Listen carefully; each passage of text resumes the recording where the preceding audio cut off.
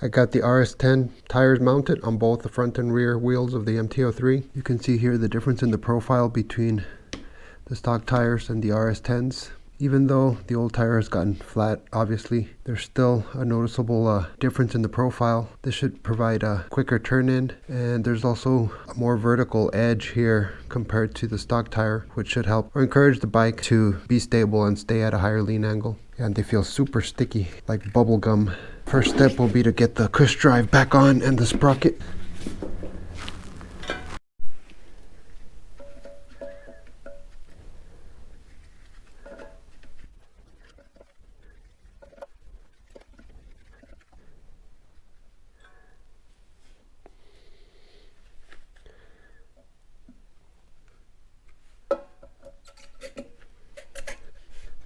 Pretty easy to seat everything back down. Now we're going to remove the caliper here. Set it to the side. Before I get the tire back on, I'm going to take a little bit of tape to hold tensioners in place. Otherwise they're going to keep popping out.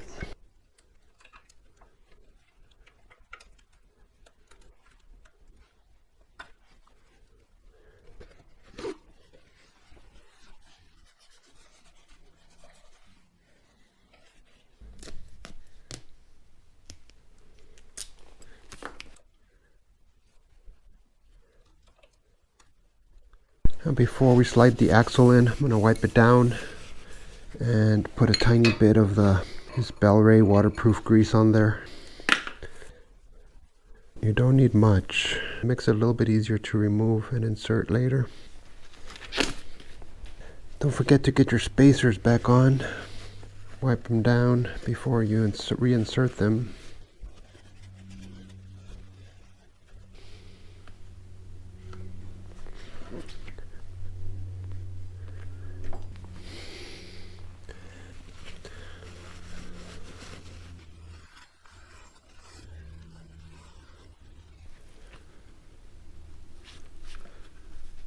There we go. Now you're going to roll your tire all the way forward.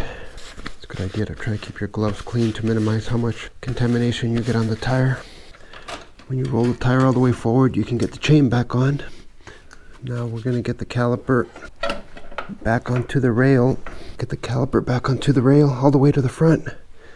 You want the disc to be between the pads, obviously.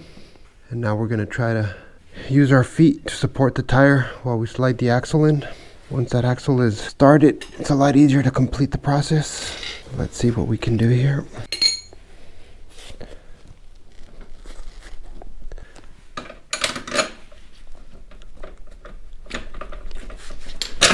There we go. Got it started. Tap it with the mallet here a little bit. If you're having to tap it too hard, then you're misaligned for sure.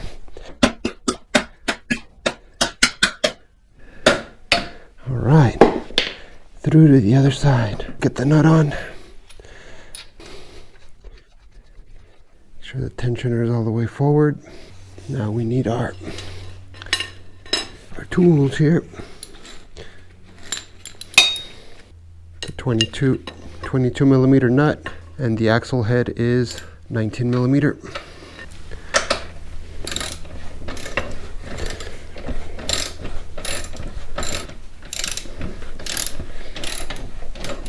As you're tightening the nut, make sure you're pushing the tire forward so that the chain tensioners are nice and tight, so that the tire will be set where you had it before. The nut should be at 42 foot-pounds in the back, so I'm going to hold it on this side while I get it up to torque on this side.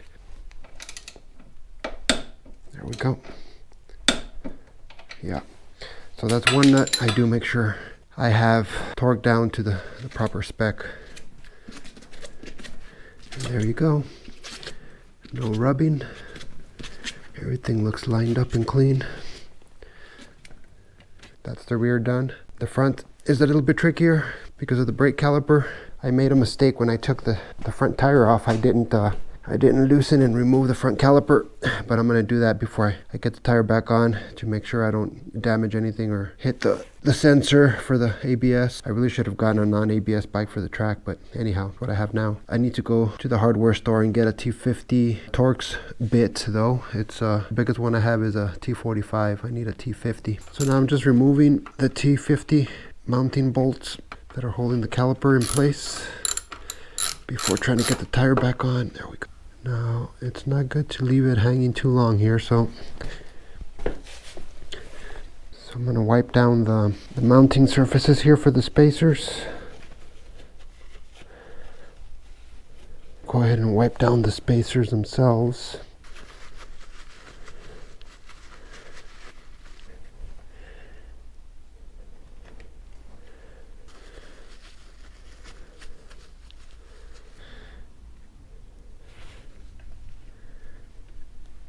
Wipe down the axle, a little bit of grease on it.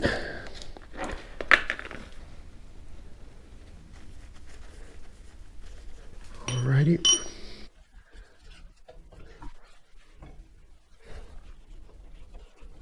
Oh, spacer on that side not cooperating. Let's get the axle started on this side. Okay. Maybe use my foot, but watch the spacers on both sides so they don't see this guy wants to pop out. There we go. I just used a piece of wood to pry the fork open a tiny bit.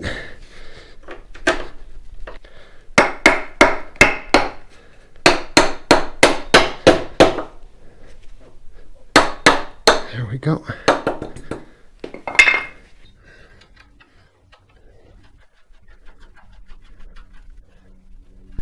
The front axle, you want it set at 38 foot-pounds. 38 foot-pounds.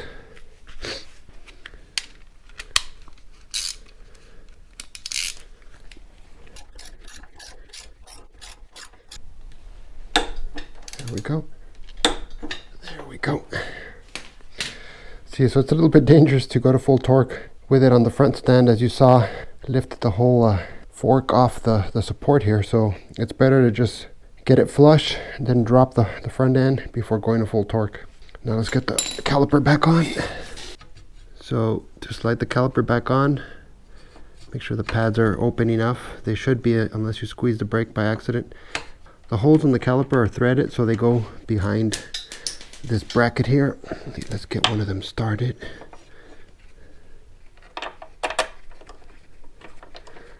Kind of hold it in place. Now let's get the other one started. It's a Torx 50, a T50. There we go. Snug these down. The torque spec on the front caliper bolts is 25 foot-pounds. So because this is a safety critical fastener, I will torque them appropriately. There we go.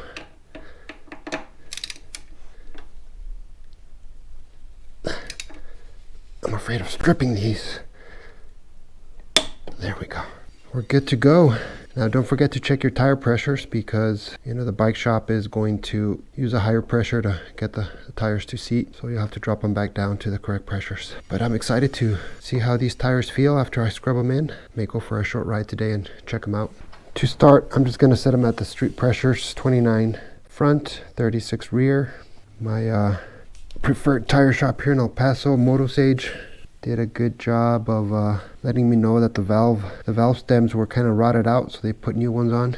But yeah, it's like at 34, quite a bit higher than what you want these to be. Yep, right at 29 there.